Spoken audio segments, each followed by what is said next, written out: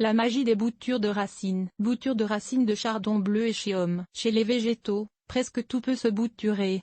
Même les racines. En effet, sur un certain nombre de plantes, notamment celles qui drageonnent tout naturellement, des sections de racines et de rhizomes peuvent donner de nouvelles plantes. D'ailleurs, si vous jardinez le moindrement, vous le savez déjà, car plusieurs mauvaises herbes, dont la prêle, le chien-dent et même le pissenlit, peuvent repousser à partir d'un petit bout de racine ou de rhizome laissé dans le sol. Si vous voulez multiplier vos plantes ornementales par bouturage de racines, voici comment faire. Ajoutez du terreau humide dans un pot, le remplissant aux 3/4. Coupez une racine plutôt charnue en sections de 5 à 10 cm de longueur et déposez-les horizontalement sur le terreau. Maintenant recouvrez-les de 1 à 2 cm de terreau. Placez dans un endroit moyennement éclairé, à l'intérieur ou à l'extérieur, et gardez le terreau légèrement humide jusqu'à ce que des plantules apparaissent, ce qui peut prendre quelques semaines à plusieurs mois. Ensuite repiquez-les dans une pouponnière pour le reste de la saison. Normalement la plante sera assez développée pour repiquer en plate-bande au printemps suivant,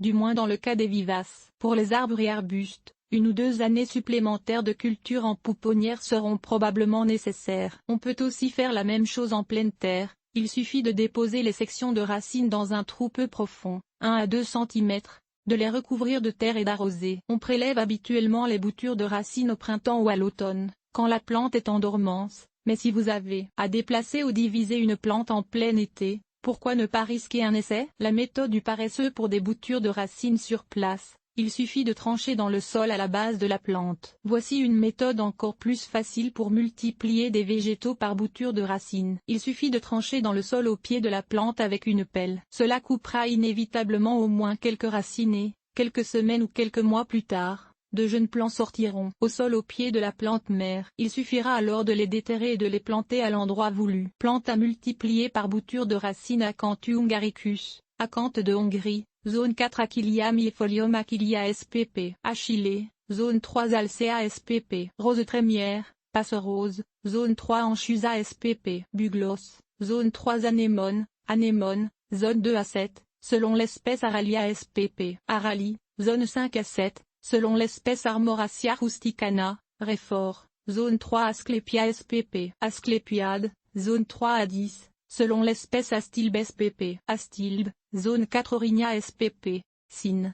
Alyssum, corbeille d'or, zone 3 Brunera macrophylla, Brunera, zone 3 Budlea davidii, arbre papillon, zone 6 Campanula spp. Campanule, zone 2 à 6, selon l'espèce Campsis radicans, Bignone de Virginie, zone 6 Catalpa spp. Catalpa, zone 6 Cerastium spp. Céreste, zone 3 Chrysanthemum spp. Chrysanthème, zone 2 à 7, selon l'espèce Cordylina australis, Cordyline, zone 8 Cornus ericea, Cornouiller stolonifère, zone 2 Crambe cordifolia Crambe cordifolia, Crambe cordifolier, zone 4 Quinara cardinculu, Cardon, zone 6 Dicentra spectabilis, cœur saignant, zone 3 Echinacea spp. Échinacée, rue de Béquille pourpre, zone 3 Echinops ritro, chardon bleu, zone 3 Épimedium spp. Épimède, fleur des elfes, zone 3 à 7, selon l'espèce Eryngium spp. Panico, Eringe, zone 3 à 8, selon l'espèce Eupatorium spp. Eupatoire,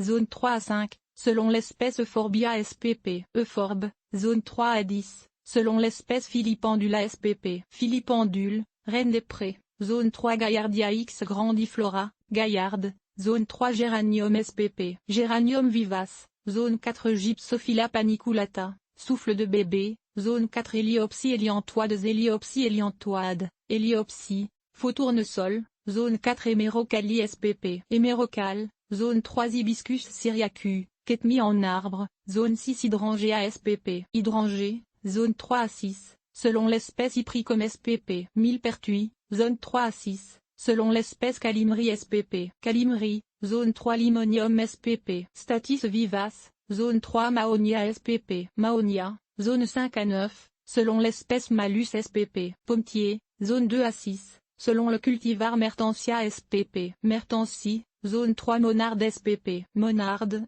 zone 3 Péonia spp. Pivoine, zone 3 Papavé oriental, Pavot d'Orient, zone 2 Philadelphie spp. Seringa, zone 3 à 6, selon l'espèce Phlox paniculata, Phlox des jardins, zone 3 Bitphysostygia spp. Physostégia, fleurs charnières, zone 3 Platycodon grandiflorus, Platycodon, zone 3 Populus spp. Peuplier, zone 2 à 7, selon l'espèce Pulsatia spp. Pulsati, zone 2 Remix hybridum, rhubarbe, zone 3 Rutifina, R. glabra, vinaigrier, zone 3 Rubus spp. Ronces, framboisier, zone 2 à 8, selon l'espèce Rudbeckia spp. Rudbeckie, zone 3 Salix spp. Saule, zone 1 à 10 Salvia spp. Sauge vivace, zone 3 à 10, selon l'espèce Saponaria spp. Saponaire, zone 3 Sophora spp. Sophora, zone 6 Stoxia levi, Stoxia, zone 5 Symphytum spp. Consoude,